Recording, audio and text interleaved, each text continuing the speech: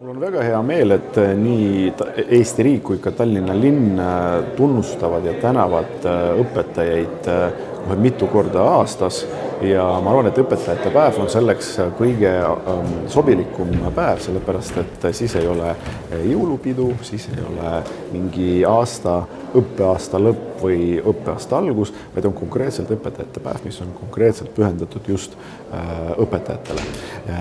Tänasel üritusel osaleb rohkem kui 300 koolijuhti, õpetajat, lasteaiajuhti, lasteaiaõpetajaid ja nii edasi ja nii edasi. Ma hea meelega kutsuks siia kõiki inimesi, kes meil Tallinnas on haridusvaldkonnaga seotud, kõiki õpetajaid, koolijuhte ja nii edasi, nagu kahjuks ei ole see võimalik, nii et nende inimeste näol, kes on siia täna kogunenud, me täname ja tunnustame kõiki meie haridustöötajaid. Ja loomulikult meil oli 11 nominatsiooni, erinevat nominatsiooni, kus siis oli meil kuulutatud võitjad, kuulutatud nominendid, igaüks sai kaasa ilusa kingituse ja tunnustuskirja. Nii et ma loodan, et kõigil on hea meel ja see õpetajate päev jääb neile mällu ja nad töötavad edasi sama innustusega, nagu siiamaani on seda teinud ja meie siis imetleme seda tööd, nagu me siiamaani oleme teinud. Tere! Teie olete logopeed. Mis koolis te olete logopeed ja kaua te olete selles ametis olnud? Vist liiga kaua, aga Tallinna 32. keskkoolis ja 95. aastast juba. Aga ma mäletan, kui ma alustasin, siis ma olin täitsa üksi. Siis tuli mõne aja pärast kooli psühholoog, aga hetkel ma võin öelda, et oleme me väga õnnelikus seisus, sest meie koolis on 2 psühholoogi, 1 sotsiaalpedagoog, siis on 2 eripedagoogi, meil on 2 väikeklassi ja mina olen siis logopeed. Lisaks sellele täidan ma koolis ka HEVCO ehk hariduslike erivajaduste laste töö koordineerija rolli. See tähendab, et kõik, mis ei mahu tavaraamidesse või kui me näeme, et lapsel tekivad probleemid õppimisega või käitumisega, siis HEVCO, lühemalt öeldes, siis peab leidma sellele lapsele sobiva keskkonna, sobivad meetodid ja kui kool ise ei suuda seda välja mõelda, siis on ju erinevaid keskusi, kus uuritakse lapsi. Väga suureks abiks on meil Tallinna õppenõustamiskeskus. Väga palju tuge oleme saanud Rajaleidjast, kus ka koolivälised meeskonnad nii-öelda annavad sõltumatut nõu lastega tööks, kuidas ja mismoodi edasi korraldada, sest erivajadusi, autismispektri häirega, Aspergeri, ATH, aktiivsustähelepanu häirega lapsi, et ei panekski diagnoose võib-olla, aga me näeme, et nendel lastel on vaja.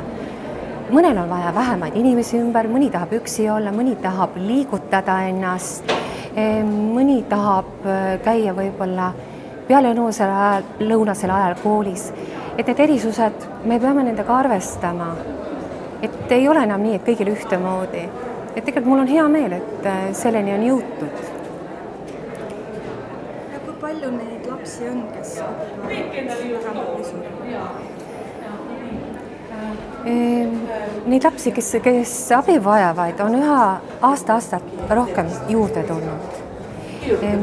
Erinevatel aegadel on erinevad põhjused. Nagu ma mainisin, et kui ma alustasin, olin ma üksi ja olin logopeed, õpetaja, eripedagoog, kes tegeles laste lugemise, kirjutamisprobleemidega, tegin ka häälikuseadet. Nüüd on üha suurem roll koolipsühholoogil, sotsiaalpedagoogil ja ma näengi tegelikult, et väga-väga suureks tugispetsialistiks koolis on sotsiaalpedagoog, kelle töömaht on kordades suurenenud probleemid.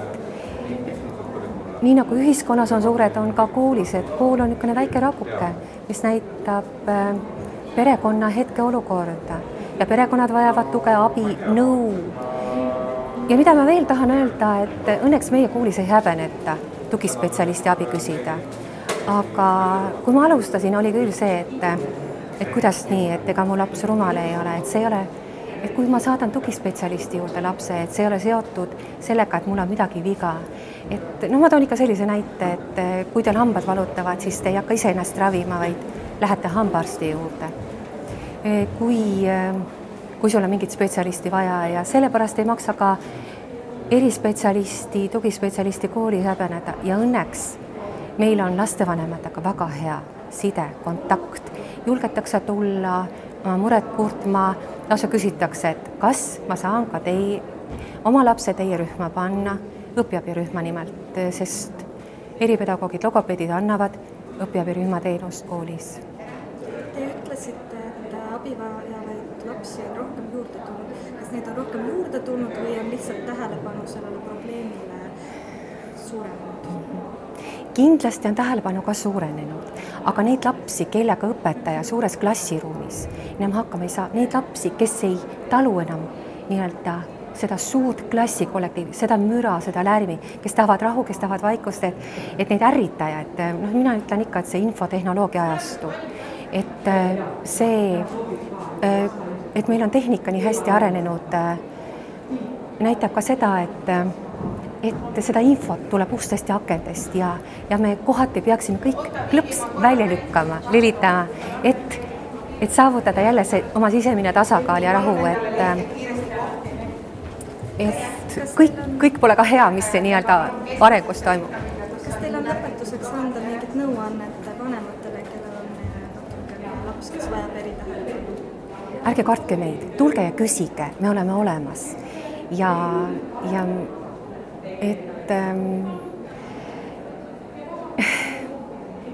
kuidas nüüd öeldagi, et ma tahaks, et meid oleks rohkem ja et tegelikult õpetajaharidus Tallinna Ülikoolis, et me oleme rääkinud ka sellest, et üha rohkem on vaja seda, et õpetajatel õpetada, kuidas hakkama saada psühholoogiliste probleemidega, sotsiaalpedagoogiliste probleemidega, erivajaduslike lastega, et seda teemat võib-olla rohkem nii-öelda õppekavadesse tuua